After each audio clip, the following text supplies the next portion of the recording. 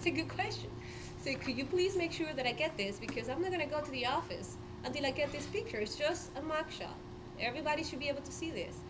So he's like, give me 5 minutes. I'm going to call him right away. So I stayed out there, and then I walked back in. Now, the administrator was there, and she apologized up and down. She said, I'm sorry, this is a new jailer. He didn't know what he was doing. I said, I understand. It's just that, you know, when they get the attitude, so you shouldn't, I cannot give it to you. I said, well, yeah, it's just public record. And sometimes you cannot even find that, because the people are going to tell you no, and what are you going to do? So the best way is to go to the person on top of them. And I got my mugshot, and I was happy. So that's all I needed. That's it. And I don't know if it was because he was a retired, and that's what I told the PO. I said, listen, this looks to me like you guys don't want us to report on this because he was one of you. He's like, oh, no, of course not. I said, well, that's what it looks like. So he's like, no, don't worry, Keren, it's fine. So he called, and the administrator, you know, she was very nice to me and said, he's a new person, he doesn't know. You know that anytime you guys can call him. I said, okay, that's good. So usually you might find people like that, and you also have to learn how to pick your battles. Might be things that, you know, are not worth it. You can wait until the next morning and talk to the person in charge. And that might be the easiest way to do it. But you have to have a lot of people skills when you deal with cops. A lot. And when you deal with attorneys too. Now, I know there's a lot of girls here, and you may think this is, being 2008. A lot of attorneys and judges are gonna think you are stupid. And this is true. And I'm talking to women, and I've seen this, and it's amazing. But what I tend to do is say, okay, just explain it to me, because they think you're not gonna get it. And I'm like, what is the point? And I talk to my editors about this, and they tell me, well, Keren, you have an advantage because they think you don't know. They're gonna tell you more than they would probably tell somebody else. So just play the dumb role sometimes, and you're gonna get the stuff you need. And it's, I hate that, but it's true. I mean, I've done it many times. It's like, okay, here you go. And most of the attorneys already know me, but there's always one that thinks that, you need to be guided by the hand. So like, okay, well, just tell it to me. And sometimes they're gonna give you more stuff that you do ask for, but that's fine by me. I'm like, okay. But that's something that aggravated me to no end when I first started doing this. And my editor was like, well, Keren, take it, play it to your advantage. Try to get more than, because they're going to talk to you because they think you don't know much, or you're not going to understand the subtleties of it. So I was like, okay, I'll do that, and it's worked out so far.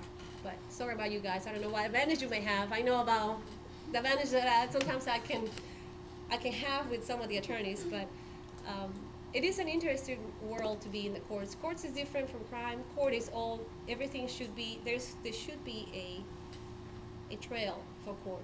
There are documents that you can find, that you can follow. And that makes a difference, because what you can do is you can dig. And that's the thing about court. You need to know where to look, who to ask. And you need to know the clerks. I spend sometimes a morning just going to the clerk's office and talking with them. I sit down, hey, what's happening? Talk about everything they like to do. I just go and talk to them, because those are the people that have access to the information that you need. And sometimes I never call them for favors unless I really, really have to. I usually just go down and check it myself. But because they know me, if it's a Friday at 4:50 and I completely forgot to check one detail on a docket, I could ask them. I can call them and say, listen, I'm sorry to bother you. I know you're ready to go home.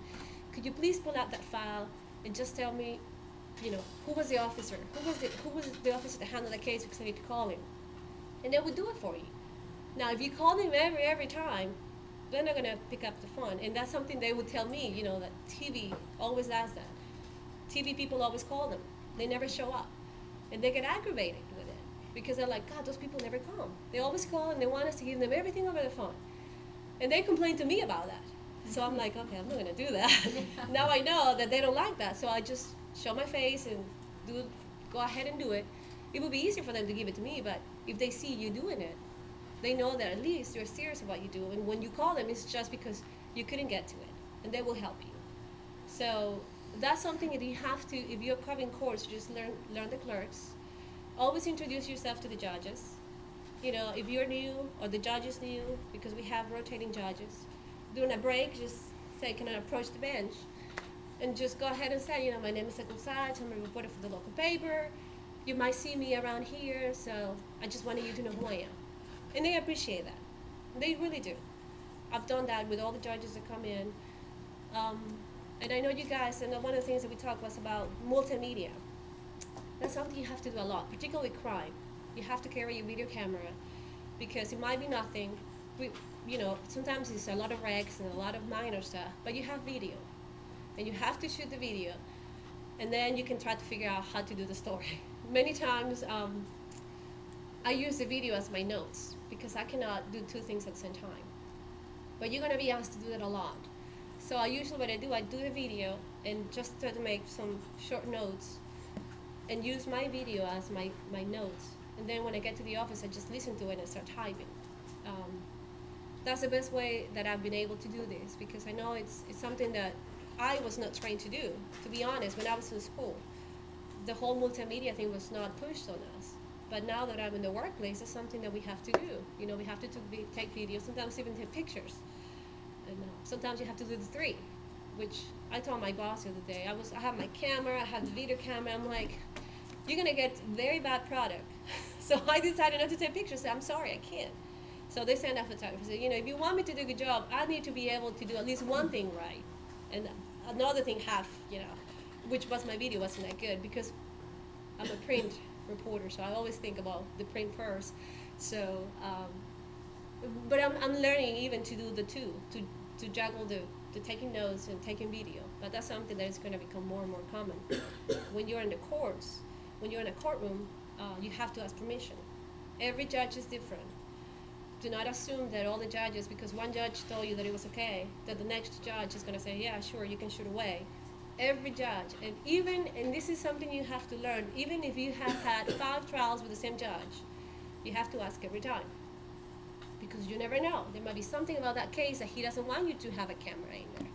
So even the judges that I know, there's a senior resident judge who's very good with the media. Judge Allen, he's pretty cool.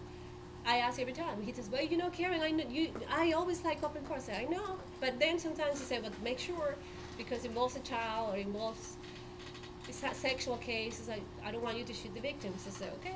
We never do. But if the judge tells you to, you make sure you pay attention. Not to shoot in your video or with your camera the areas that he doesn't want you to. Some judges don't like cameras in the courtroom. And you can discuss, you can argue, and all the arguments in the world, but in the end, the judge is their turf. They can tell you no. So always check with the judges, because some of them don't mind, but you never know. So you always want to ask at the beginning of the day, ask permission for it. Even if you're not going to use it, sometimes I just go and say, we might bring somebody, so I just wanted to make sure if it was okay. And they'll say, yeah, sure. So if something happens later that you want a photographer, you already have the green light to go with that. So something else that I gave you is this page. And it's what we call you have to avoid using cop speak. And it's hard because you get used to it. Because it's amazing how cops use this terminology all the time. So if you get a press release from them, you tend to just use the words they're using. And we always are catching ourselves on this. And we laugh at ourselves because like, God, how do I put that? Because you're so involved in their world. So this is a very, very good, this is actually something we had in every reporter has this. This was given to us by editors when we started working in the paper, and we have in our cues. We read it from time to time, and they tell us, just go back and read that again, because, you use the whole, it's amazing how they describe things. The male subject left on food. Well, it's not a male subject, it's a man, it's a woman. There's no subjects here. But these things you're going to hear a lot, and you're going to hear on the scanner too. It's red in color. It's red. I don't know why they do that, but they do it all the time. And sometimes we kid about, how they talk, but this is something that is going to help you, because sometimes we might think that is the right word, and it's like, no. One of these, for instance, what was it? It was a fleeing, I think. Yeah, he fled on foot. You're going to hear that a lot. He just walked away. That's, simple language is always best. Use the language that if you're telling the story to your parents or to your friends, try to remember the language that you will use instead of using the terminology that the cops are going to use. So I think this is going to be very helpful to you if you, just hang on to it. If you want to, if you are really thinking about reporting and doing some